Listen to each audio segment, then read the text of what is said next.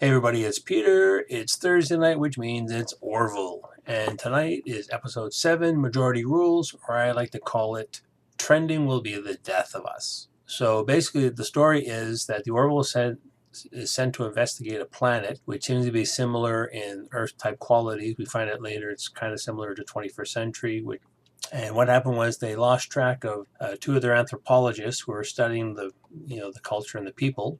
We don't know what happens to them. So they send down, they call it a landing team instead of landing party, down to investigate, which comprised of Kelly, Dr. Claire, Alara, and Lamar, just to mix up the gang a bit. And tonight's episode 2 is more centric on Lamar. So the episode opens up with instead of just being a normal, hey, here's the Orville crew doing something, is actually opening up on the planet itself. We're not really sure what's going on. You just see two guys sort of being marched down a death row kind of thing, wearing, orange jumpers. We really don't know who the two guys are in the prison garb and why they're being escorted and what's happening. Short of one of the guy panics and he runs away, gets shot in the back. Nobody says anything. And the other guy is pulled into another room where we see some kind of, I thought it was like an electrical chair kind of thing. We find out later in the episode basically it's an electronic lobotomizer. And we see this screen with, red down, green up. There's like a weird kind of Tinder kind of thing. We have no idea what's happening right now other than the guys in the red doesn't know, they strap on the helmet, they flip the switch, cue the theme song. And then we jump right into again what's happening. Like I just said earlier about we lost our anthropologist. We don't know what happened. Not realizing, like I said, these were the anthropologists that got grabbed. And you find out later on. We find out later on what happened to them. So we find out what the planet is basically if our internet social media that we're doing now ran amok. And the episode is written by Seth. So I guess maybe this is just his answer to, like Roddenberry used to make, little social commentary about what's going on during the day. It's sort of like, what would happen if you had an entire society that did nothing but vote, things trended, and this is how we decide anything. There is no governing party. There is no president or prime minister or whatever you want to call it. There is no grand poobah. Just basically everybody has a badge. Reads, red, you're doing bad. Green, you're doing great, with even your trending numbers. And we see it in effect in one scene where there's like a coffee shop, Starbucks kind of place, and the woman wants to get a cup of tea. Well, you're trending too low. We can't serve you here. Instead of like no shirt, no shoes, no service. Sorry, your Twitter feed is horrible. You have all these dislikes. We're not going to serve you any food or any drink. What? The 4-person away team sent down on the shuttle, and they've got a cloak. Cool. We've never seen cloaking technology in Orville yet that I can remember, so this is kind of a neat idea. And they land the ship, and they try to blend in. And because of Lara's on the team, and because of her forehead and her ears and her little nose ridges, they have to figure out, okay, what are they going to do? So they basically, bandage the nose. She said she's got a septum problem if somebody asks her a question. And it was either going to be a weird head wrap, or she picked up this funky hat.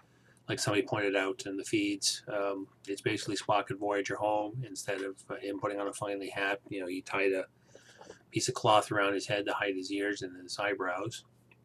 This is the same kind of idea. This sort of still goes in the vein of, again, Star Trek 4. We have to go find the whales. We have to blend in with society. How do we dress up? How do we blend in? There was the Voyager episode where they inadvertently went back in time. The bad part I thought about this whole episode is, and again, we've got the comedy thing going on, and instead of Gordon being an idiot, Lamar's being the idiot this time. As they're walking into the city, or they're already established, ship is stashed somewhere. They're wandering down the street, and of course, we have to talk again about Lara's problem with keeping a boyfriend.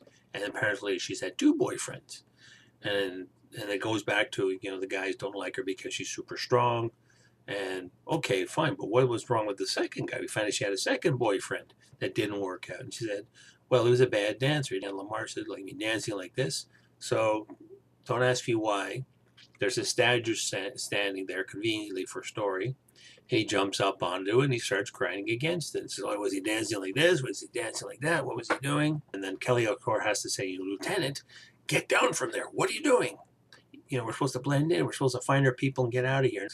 So that's the dumb thing right there, because this is what drives the plot. This is the same thing as like I was just watching a thing about 80s movies, and the same thing too with Rambo, the first Rambo. If Rambo was left alone and the sheriff, didn't give him a hard time, we'd have no movie. This is the same thing too.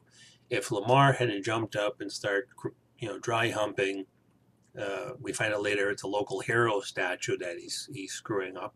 It's basically their version of a Joan of Arc kind of idea. You don't do that. It's like, it's the justice statue in front of the courthouse. You don't jump up in front of that and start going, yeah, I'm going to dry hump this. And because of this, everybody's out with their cameras and their phones, like, click, click, click, what's going on, what's going on, what's going on. They don't find out until they go into the coffee shop to say, okay, have you seen these two people? And all of a sudden on the TV, they turn around the face of the TV and there's a picture of Lamar dry humping the statue. Everybody's going nuts. Next thing you know, we get out of here. And everyone's like, oh, yeah, and not realizing what he's done. So they got to get out of there. Okay, we got to get back to the shuttle. We got to get out of here. We'll find our people later. Next thing you know, as soon as they come out of the Starbucks, everybody's like with the cameras and flick, flick, flick, flick, taking pictures of the guy. Cops show up 2 seconds later, arrest him, and they don't know what's going on. They don't have lawyers. You basically get a PR agent, and what he has to do is he has to plead his case, go on basically the equivalent of, I think they call it the chat instead of the social or the view or the chew, and he has to plead his case for what he did wrong, which was basically defamation of a historical figure statue, and go around and says, I'm sorry, I gave money to a charity, I'm really sorry, I'm not a bad guy, and nobody's buying it. What I don't like about Lamar, like Gordon, he's being so glib about it. He's just like, yeah, man, I'm a spaceman. I don't have to go through all this, blah, blah, blah. But between him and Gordon are like the two dumbest guys on the ship for doing stuff like this. So, of course, he's going to get it. And most of the time, too, he's not taking it seriously. One, they're on a mission. Lay low. Don't do anything stupid. Of course, he does something stupid. He gets caught. And then during the whole process of him trying to say, yeah, I'm sorry what I did. I shouldn't have done what I did, blah, blah, blah. And, he should have fessed up, gone along with the PR guy told him what to do, and says, you know what, you have to, clear your name, or else, and they find out later what happens. Oh, you get corrected, which is basically, that's what we saw in the teaser of the episode. You get strapped into a chair.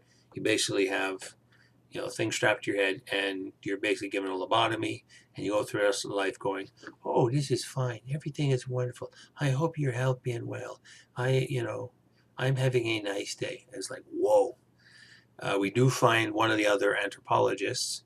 They find out through the Starbucks girl, who they actually befriend. Yeah, I'm getting ahead of myself. While they're trying to figure out how to get Lamar out of his jam, he said he can have one person with him, so he's having Kelly with him as his backup with the PR guy to try to go through this. So they're going through all that. That leaves Claire and Alara to try to find. We find out actually the guy's name is Lewis, who happens to be a friend of Claire's.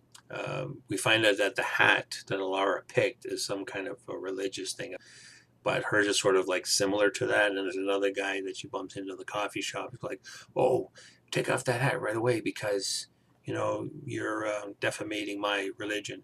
And they're like, okay, we got to run to the bathroom and do this. So Claire and Alara run to the ladies' room, take off the hat, and then Claire tears off part of her outfit. And they're going to do a Spock thing, wrap it around her head kind of thing. And of course, about to do this, our girl from Starbucks comes walking into the bathroom and is like, oh my God, what are you guys? And then we cut the commercial, we come back. They have to explain to the girl, yeah, we're not here to do anything. We're actually from space, blah, blah, blah. And she's oddly sort of cool with it. So they recruit her to go find Lewis. We actually do find his apartment, find him there. He's totally brain dead, just like everything is nice and happy and thing. And they get him back to the ship to try to help him. I guess they didn't explain it too well. It's just basically Claire's now back trying to treat Lewis, but she can't do anything even with modern technology. His brain is totally gone. Nothing they can do to regenerate his brain cells.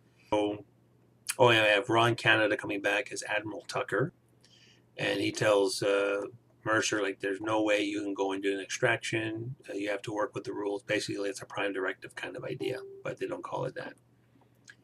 And so Ed has to figure out a way of, okay, how are we going to do this? How are we going to get Lamar out of this jam? As well, if we can't somebody down, we'll bring this. So they bring the girl up, or we'll bring up our Starbucks girl up to the ship to figure all this out. And she basically tells the whole thing like we all know. It's about trending. It's about Twitter. It's all this other stuff. So we finally get to the point where it doesn't matter what Lamar does, he's gonna get the chair. So he is strapped in, ready to go, and if he hits 10 million dislikes, he's gonna get lobotomized. So with the help of the girl, and Isaac's able to hack into the master feed, I think it's called. They basically hack it in, and she says, "Oh yeah, say he's a soldier, and say he's got a puppy dog, and say all these things," and they're basically trying to reverse trend the thing so Lamar doesn't get fried. And in the end, that's what happens. Unfortunately, she can't tell anybody, but it's the best thing of her life. And the only thing I think Claire says to her, just sort of like learn how to be nice. And when they did talk with her too, they are cutting back on the jokes a little bit too, because they did have a briefing room scene with Isaac, Bortus, Ed, and our girl.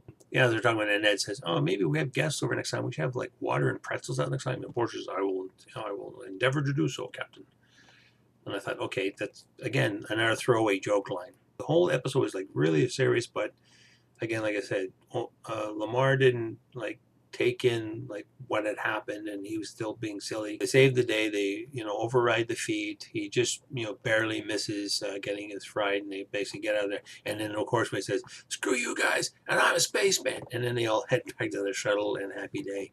And the story does end with our Starbucks girl again waking up the next day, getting her coffee, seeing the local feed in the TV, and instead of like, vote now, what you think, she just turns off the TV and, roll credits. So bottom line is, turn off your TV, put down your phone, and, live life that way. Stop living, in social media. I know it's a wonderful thing and people like using it. I think it's a great tool, but it is sort of saying people are like into it way too much. Like I've got a phone now too.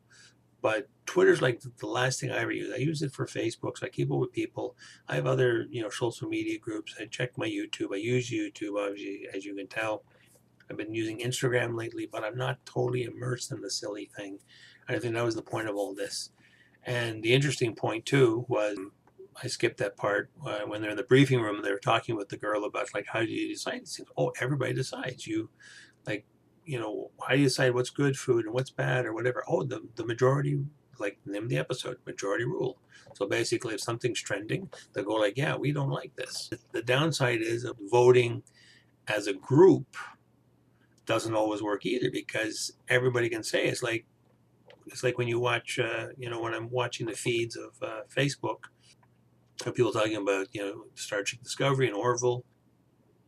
If we were to base society just on what we're doing and trending, and basically en masse, Tinder accounts of how we decide everything, we wouldn't get a lot of stuff done, because people say, "Oh, I don't like this and I don't like that," and okay, well, I'm going to go what everybody else says. Like, it's basically you're not making your own choices. It's you're letting something else. You're letting everybody decide for you, and that was the point of the girl turning off the TV. At the punchline of the episode. Just shut it all off. Make your own choices.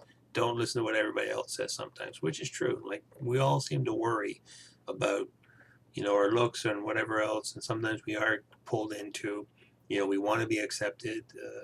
We want people to like us. So, and it's more so now with social media. Oh yeah, how many tweets did I have? How many views did I get on YouTube?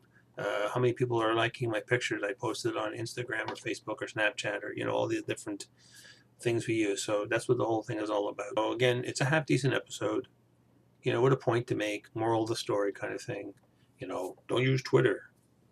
It's an evil thing, which I think a lot of social media can be evil if used in the wrong thing, gets into the wrong hands. So again, I put it to you guys. What did you guys think? Did you like this episode? I think a lot of people are going to like this episode, because overall what the story is, despite some of the silliness, again, not as silly as Krill with Gordon going nuts all the time. But yeah, overall it's not bad. So what you guys think? Did you like it? Did you dislike it? Leave your thoughts down below in the comments, like don't forget to like, dislike. If you're new here, subscribe. Hit the notification bell so you can see more of my vids and see what else I'm up to. And we'll go from there. And see you in the next one.